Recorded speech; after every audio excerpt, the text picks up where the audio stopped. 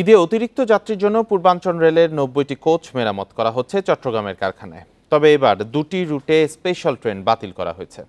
Rail কর্তৃপক্ষের দাবি চাহিদা কম থাকা আর ইঞ্জিন, কোচ ও জনবল কম থাকাই এর কারণ।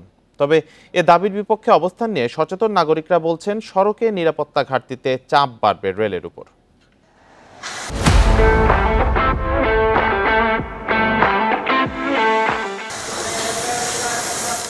চট্টগ্রামের পাহাড়তলী রেলওয়ে কারখানার সব কর্মীরই এখন ব্যস্ততা বেশি। ঈদ যাত্রা শুরুর আগে ঠিক করতে হবে ট্রেনের কোচ। এবার অতিরিক্ত যাত্রীর জন্য পুরনো এবং দুর্ঘটনায় ক্ষতিগ্রস্ত ৯০টি কোচ মেরামতের উদ্যোগ পূর্বাঞ্চল রেলের। এর মধ্যে ৭টির কাজ শেষ।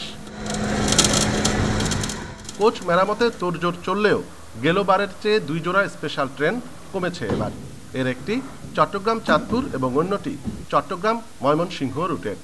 রেল কর্মকর্তারা বলছেন, যাত্রীর চাহিদা কমে যাওয়া এবং জনবল, ইঞ্জিন ও কোচ সংকটই এই সিদ্ধান্তের কারণ। এদিকে চট্টগ্রাম কক্সবাজার রুটে গেল বছরের স্পেশাল ট্রেনটি এখন নিয়মিত চলছে। ২০ তারিখ থেকে ২৪ তারিখের মধ্যে সবগুলো গাড়ি আমাদের পরিবহন বিভাগে যাত্রী পরিষেবার জন্য সংযুক্ত হবে বলে আমরা আশা করছি। যদি আমাদের লোকবল স্বল্পতা আছে, আমাদের উপর একটা চাপ। তদুপরিও ঈদে মানুষ যাতে স্বাচ্ছন্দ্যে পরিবহন সেবাটা, রেল পরিবহন সেবা পায়, সেই লক্ষ্যে আমরা সবাই একসাথে কাজ করে যাচ্ছি।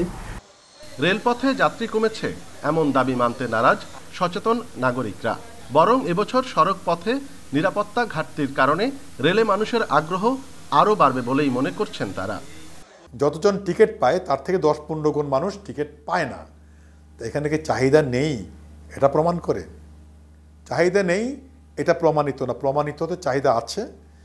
রেলওয়ে এই জায়গায় তার যোগ্যতার ঘাটতি প্রমাণ করেছে।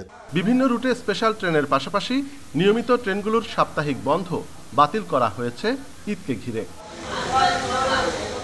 অনুপম শীল, ইন্ডিপেন্ডেন্ট নিউজ, চট্টগ্রাম।